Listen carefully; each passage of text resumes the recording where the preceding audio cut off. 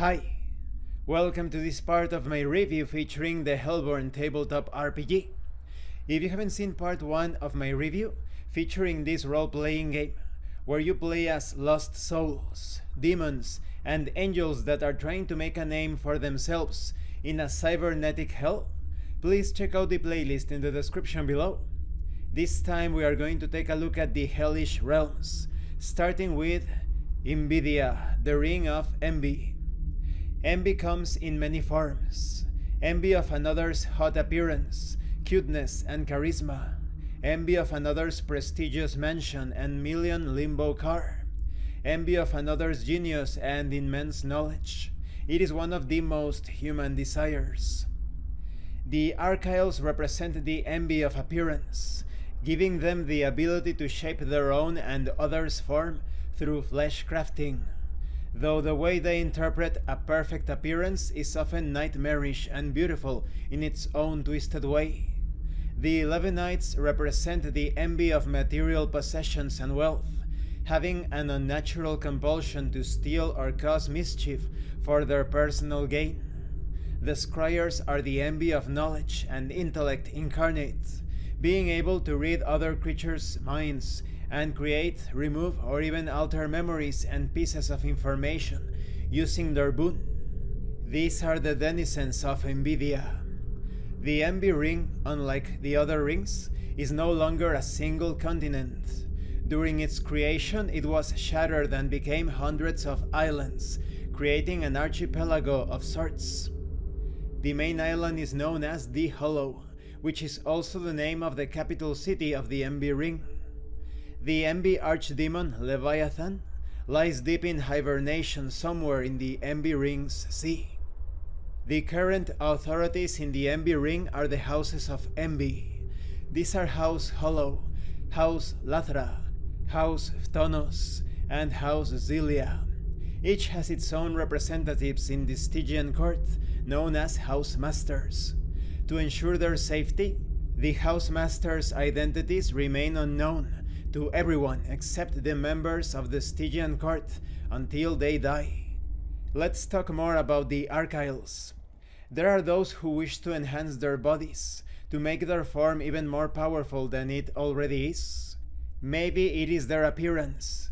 Being too ugly or doused in acid can take a toll on one's self-image. The Archailes have stitched up and enhanced others for centuries. Their origins are well documented, written down by Archaile historians long before they ever left their homeland. The Archailes originate from Carney, a small island in the Envy Ring. Their boon allows them to mend and shape flesh and bone. They usually use it on themselves, it being the source of their frightening appearance and monstrous alterations. Archailes are surprisingly social and kind, despite their usually grotesque appearance and affinity for the more morbid side of things. The appearance of Archailes varies a lot due to their boon, of course. Some may cover their faces with intricate scars, others might grow ornate and unusually spiky horns. Then we have the Levenites. Within the treacherous sea of the Envy Ring, the ocean floors teem with life, strange and foreign, even to the unhinged imaginations of the wildest artists. Such creatures have made their name across the Dark Realms as the Levenites, living remnants of the all-powerful Leviathan, one of the 3 titans designed by Yahweh on the 5th day of creation.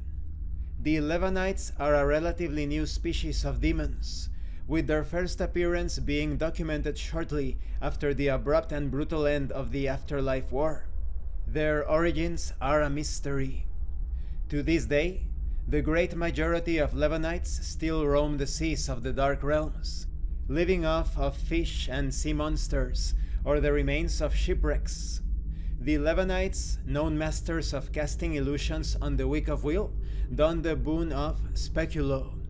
Through its usage, they've garnered a reputation for luring sailors to their deaths with melodious voices and pleasing vistas. Then we have the Scryers. There's no shortage of secrets in the Society of Hell. Not much is known about their origins either, other than they appeared sometime after the Treaty of Pandemonium, and if there is any more information about their origins, they are probably keeping it a secret. Scryers are notorious for their infallible memory, being able to instantly memorize even the most minuscule of details and to recall this information as quickly as they learned it.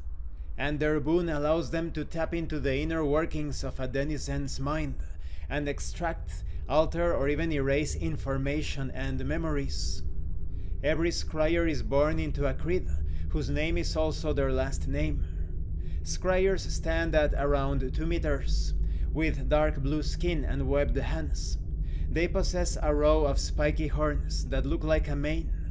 Their faces look like humanoid fish, albeit less fishy and more human-like. Their bodies are lean and frail, though this makes them much more agile than most denizens. We also have details on the Hollow itself, a cramped city which is a hotspot for vagabonds, criminals, smugglers, traders, and many eccentric figures seeking to distance themselves from the bigger, tech-corrupted cities of hell. We also have information on the Stolen Land. Founded in the late 1600s to accommodate the surge of new sinners coming in, the Stolen Land was intended to be the next residential hotspot for denizens of hell. However, soon after it was founded, the district was taken over by a group of inferno terrorists known as the Bleeding Keys, trying to usurp the housemasters. We also have information on the Withering District, which is the center of the Hollow, sometimes referred to as the Old City. It contains various landmarks, such as the Ouroboros Monument, a large statue made of black marble that depicts a serpent eating its own tail, coiled around the symbol of envy. We also have the Moon District, which is certainly the most beautiful of the Envy Ring's many areas, famous for its ravenous nightlife scene that many claim rivals Sodomora's.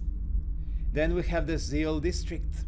The Zeal District is a sprawling, smoke-filled land of activity and production, where demons and sinners work tirelessly to manufacture and refine all manner of infernal machinery, weapons, and other goods. And this concludes this part of the review. In the next part, we are going to talk about the Ring of Gluttony, Gula. When it comes to Nvidia, this is perfect to base an entire campaign if you wish, or to visit when the denizens or goods of Nvidia are the only resources available to take on some of the challenges of your group of hellish adventurers. There is certainly a strong theme of beauty, illusion, the depths of delusion, and also the many possibilities to satisfy what you think you desire. Nothing is what it seems in Nvidia. Thank you for watching this part of the review, and thank you for your likes and your comments. If you have any questions or comments, please let me know. And thank you so much to those of you that are going the extra mile to support the channel. If anyone else wishes to further support the channel, the information on how to do that will be in the description below. This has been Abraham L. Jaguar, a professional game master. If you want me to run a game for you, please check out the pinned comment below. And remember, it is better to roleplay and fail in character than not to roleplay and fail as a player. Once again, thank you, and see you later.